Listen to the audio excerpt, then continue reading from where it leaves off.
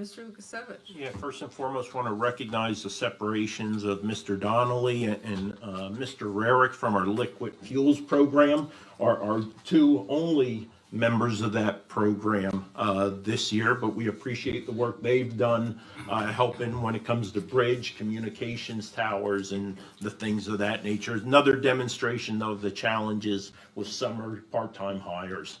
That we have. To add to that, years ago, when we were hiring 60 people at a time for the bridge and road crew programs and litter programs, we were turning applicants away and having a tough time making a decision.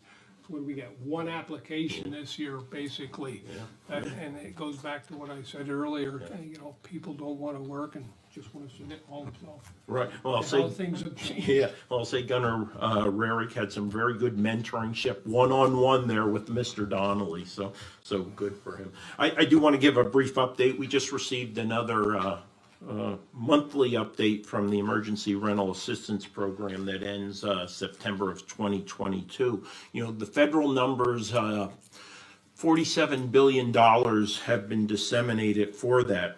Only 10%, or about 4.6 billion, has actually been expended. And there is concern about the low expenditure rates.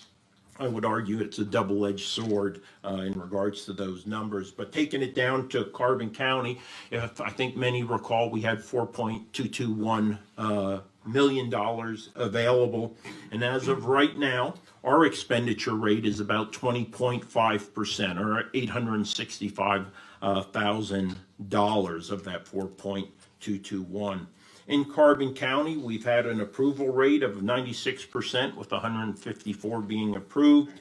Positively impacting, and ties into today's proclamation, 240 children, 274 adults positively impacted by that assistance in support of arrears, future utility rent, and housing stability funds.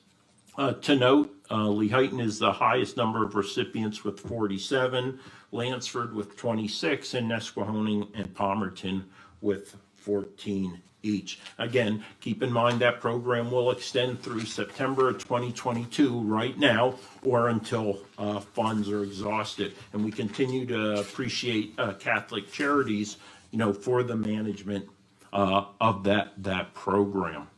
And lastly, 13 September here, Mr. Jerry Strubinger came to us and asked about the status of home rule in Carbon County.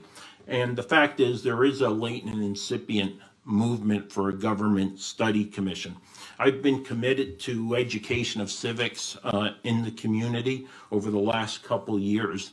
And in that lane, on 26 October, exactly 2 months from today at 2:30 p.m., I will be hosting a virtual guided discussion with the individuals and organizations who actually or literally wrote the book on home rule for the governor's Center for Local Government Services. So I will be having a 1 hour virtually live stream conversation, and I would ask that anyone who's interested in the value of a government study commission participate in that conversation with me. More details to follow on that. That's all I have.